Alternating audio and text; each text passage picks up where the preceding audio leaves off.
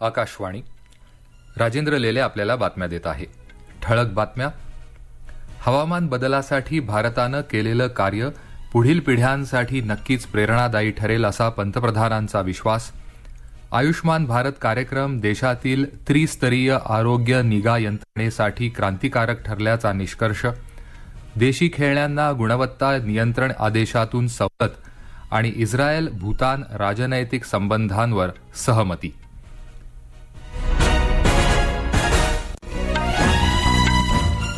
आता सविस्तर बातम्या. भारतानं हवामान बदलाच्या बाबतीत पॅरिस करारानुसार निश्चित केलेलं लक्ष्यच केवळ साध्य केलं नाही तर त्याही पलीकडे जाऊन काम केलं असल्याचं प्रतिपादन पंतप्रधान नरेंद्र मोदी यांनी काल केलं. संयुक्त राष्ट्र, ब्रिटन आणि फ्रान्स यांनी संयुक्तपणे आयोजित केलेल्या पर्यावरण महत्वाकांक्षा परिषदेत मोदींनी दूरदृश्य प्रणालीच्या माध्यमातून सहभाग घेतला होता. निश्चित केलेल्या ध्येयाच्या आधारावर आतापर्यंत साध्य केलेल्या यशाचा आढावा घेत राहिल्यास आगामी पिढ्यांसाठी ते प्रेरणादायी ठरू शकेल असं मत मोदींनी व्यक्त केलं. भारतानं उत्सर्जन कमी करतानाच सौर क्षमता 2014 मधल्या 2.63 गिगावॉटपासून 2020 मध्ये 36 गिगावॉटपर्यंत वाढवली आहे असं त्यांनी सांगितलं. आंतरराष्ट्रीय सौर आघाडी आणि आपत्ती निवारण पायाभूत आघाडी यांचा उल्लेख करत मोदींनी 2047 या स्वातंत्र्याच्या 100व्या वर्षात भारत केवळ स्वतः निश्चित केलेली उद्दिष्ट साध्य करणार नाही तर जगाच्याही सर्व अपेक्षा पूर्ण करेल असं आश्वासन दिलं.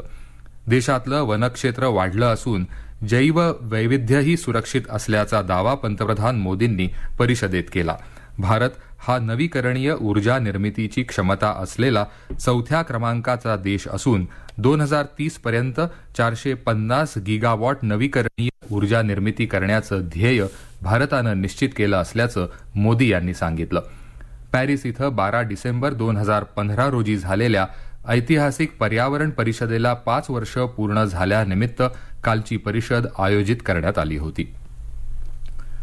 जागतिक तापमान वाढीचे दुष्परिणाम टाळण्यासाठी तातडीनं प्रयत्न सुरू करण्याच्या हेतूनं सर्व देशांनी पर्यावरण आणीबाणी जाहीर करावी असं आवाहन संयुक्त राष्ट्रांचे सरचिटणीस अँटोनियो गुटेरस यांनी काल झालेल्या पर्यावरण महत्वाकांक्षा परिषदेत केलं.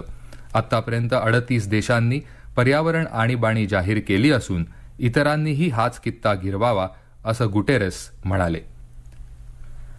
आयुष्मान भारत कार्यक्रमामुळे देशातील प्राथमिक, द्वितीय आणि तृतीय स्तरावरील आरोग्य निगा यंत्रणेत पूर्णपणे क्रांती झाली असल्याचं आरोग्यमंत्री हर्षवर्धन यांनी म्हटलं आहे.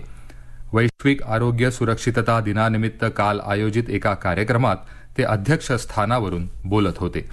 प्रतिबंधात्मक आरोग्य निगेवर मोठ्या प्रमाणात लक्ष केंद्रित केलं असल्याचं त्यांनी सांगितलं.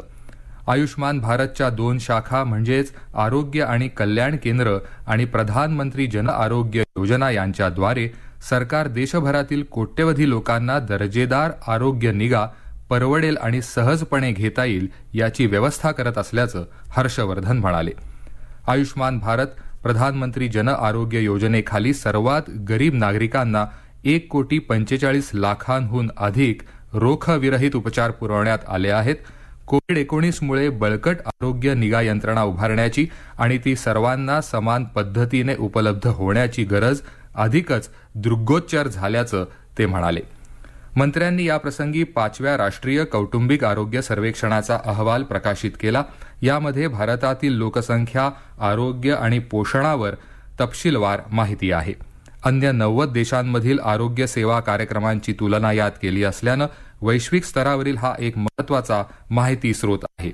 सध्या हे सर्वेक्षण 6 लाख कुटुंबांमध्ये करण्यात येत आहे. सर्वेक्षणाच्या पहिल्या टप्प्यात 17 राज्य आणि 5 केंद्रशासित प्रदेशांमधील निष्कर्ष प्रकाशित करण्यात आले आहेत. दुसऱ्या टप्प्यात उर्वरित 12 राज्य आणि 2 केंद्रशासित प्रदेशांचा समावेश आहे. परंतु कोविड-19 मुळे सध्या हे काम थांबवलं होतं ते गेल्या महिन्यापासून सुरू झालं असून मे 2021 पर्यंत पूर्ण होण्याची अपेक्षा आहे. वर्तमान सर्वेक्षणात माता आणि बाल आरोग्याच्या निर्देशांकात भरीव सुधारणा नोंदवली गेली आहे. टप्पा 1 मधील बहुतांश राज्यांमध्ये जननाचा दर आणखी कमी झाला असून गर्भनिरोधक वापरण्याचं प्रमाण वाढलं आहे. 12 ते 23 महिने वयाच्या मुलांच्या लसीकरणात देखील लक्षणीय सुधारणा झाली आहे. तसंच महिला सक्षमीकरणाचा स्तरही वाढल्याचं दिसून आलं आहे. केंद्र सरकारनं यावर्षीच्या खेळणी गुणवत्ता नियंत्रण द्वितीय सुधारणा आदेशातून हस्तकला वस्तू आणि जिओग्राफिकल इंडिकेशन्स अंकित खेळण्यांना वगळलं आहे. उद्योग आणि अंतर्गत व्यापार प्रोत्साहन विभागानं हा सुधारित आदेश जारी केला आहे. वाणिज्य आणि उद्योग मंत्रालयाच्या या विभागानं देशभरात देशी बनावटीच्या खेळण्यांचं उत्पादन आणि विक्रीला पाठबळ देण्यासाठी एक सर्वसमावेशक योजना तयार केली आहे. खेळण्यांचं मानकीकरण आणि गुणवत्ता पालनासाठी हा आदेश असून तो पुढील वर्षी 1 जानेवारीपासून लागू होईल. या आदेशात देशी खेळण्यांच्या गुणवत्ता मानकांना प्राधान्य देऊन खेळण्यांसाठी एकत्र येऊया या दृष्टिकोनाला चालना देण्यासाठी केंद्र, राज्य आणि अन्य भागीदारांनी एकाच वेळी प्रयत्न करावेत असा आदेश आहे. हरियाणामधल्या शेतकऱ्यांच्या शिष्टमंडळानं काल नवी दिल्ली इथं कृषी मंत्री नरेंद्र सिंह तोमर यांची भेट घेत नव्या कृषी कायद्यांना पाठिंबा दिला. भारतीय किसान संघटनेचे हरियाणातले नेते गुनी प्रकाश यांच्या नेतृत्वाखालील या शिष्टमंडळानं कृषी कायद्यांच्या समर्थनाचं पत्र तोमर यांना देतानाच हे कायदे कायम ठेवण्याची विनंती केली. तसंच हे कायदे रद्द केल्यास आंदोलन करण्याचा इशाराही त्यांनी दिला. सध्या सुरू असलेलं आंदोलन आता शेतकऱ्यांचं राहिलं नसल्याचा दावा करताना गुनी प्रकाश यांनी आधीच्या सरकारनं 2014 पर्यंत स्वामीनाथन आयोगाच्या शिफारशींची अंमलबजावणी का केली नाही असा प्रश्न विचारला. कृषी कायद्यांमुळे शेतकऱ्यांचा कसा फायदा होतो आहे याबाबतचा अनुभवही या शेतकऱ्यांनी सांगितल्याचं तोमर यांनी बैठकीनंतर पत्रकारांना सांगितलं. कृषी कायद्यांना पाठिंबा दर्शवणारा हरियाणातल्या शेतकऱ्यांचा हा दुसरा गट होता. याआधीही एका गटानं 7 डिसेंबरला तोमर यांची भेट घेत कृषी कायद्यांना समर्थन दिलं होतं. हे राष्ट्रीय बातमीपत्र आपण आकाशवाणीच्या पुणे केंद्रावरून ऐकत आहात. या बातम्या आपण न्यूज ऑन AIR या ॲपवर देखील ऐकू शकता. ताज्या अपडेटसाठी आपण आम्हाला फॉलो करू शकता. आमचं Twitter handle @AIR news Pune, Facebook page all India radio news Pune आणि Marathi news Pune all India radio या आमच्या यूट्यूब चॅनलवर. इस्रायलनं भूतानसोबत राजनैतिक संबंध प्रस्थापित केले आहेत. असे संबंध प्रस्थापित करण्याच्या उद्देशाने इस्रायल आणि भूतान दरम्यान अनेक वर्षांपासून गुप्त संपर्क केला जात होता. त्याची परिणती आता या करारामध्ये झाली आहे. उभय देशांच्या भारतातील राजदूतांच्या दरम्यान काल या करारावर स्वाक्षरी करण्यात आल्याचं परराष्ट्र व्यवहार मंत्रालयानं सांगितलं. या दोन्ही देशांनी जलव्यवस्थापन, कृषी, आरोग्य, निगा आणि अन्य क्षेत्रांमध्ये संयुक्त कार्य योजना तयार करण्यास मान्यता दिली आहे. इस्रायलचे पंतप्रधान बेंजामिन नेतान्याहू यांनी भूतान देशासोबत राजनैतिक संबंध प्रस्थापित झाल्याचं स्वागत एका ट्विटद्वारे केलं आहे. भूतान देशाने आजवर केवळ 53 देशांसोबत असे संपूर्ण राजनैतिक संबंध स्थापित केले आहेत. इराणमधल्या चाबहार या बंदराचा संयुक्तपणे वापर करण्याबाबत भारत, इराण आणि उझबेकिस्तान या देशांमध्ये आज प्रथमच बैठक होणार आहे. चाबहार बंदराचा थांबा म्हणून वापर करण्याची उझबेकिस्तानची इच्छा असून भारत त्यांच्या विनंतीचं स्वागत करत आहे, असं परराष्ट्र व्यवहार मंत्रालयानं काल प्रसिद्ध केलेल्या निवेदनात म्हटलं आहे. उझबेकिस्तान बरोबरच मध्य आशियातल्या इतर काही देशांनीही या बंदराचा वापर करण्याची इच्छा व्यक्त केली आहे.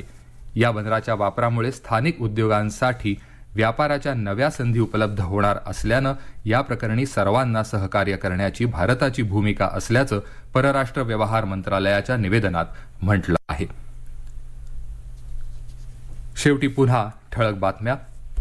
हवामान बदलासाठी भारतानं केलेलं कार्य पुढील पिढ्यांसाठी नक्कीच प्रेरणादायी ठरेल असा पंतप्रधानांचा विश्वास. आयुष्मान भारत कार्यक्रम देशातील त्रिस्तरीय आरोग्य निगा यंत्रणेसाठी क्रांतिकारक ठरल्याचा निष्कर्ष. देशी खेळण्यांना गुणवत्ता नियंत्रण आदेशातून सवलत आणि इस्रायल भूतान राजनैतिक संबंधांवर सहमती. याबरोबरच हे राष्ट्रीय बातमीपत्र संपलं. पण कोरोना विरुद्धचा लढा अजून संपलेला नाही. म्हणूनच मास्क वापरा, स्वच्छता पाळा, अंतर राखा आणि विश्वासार्ह बातम्यांसाठी ऐकत रहा आकाशवाणी. नमस्कार.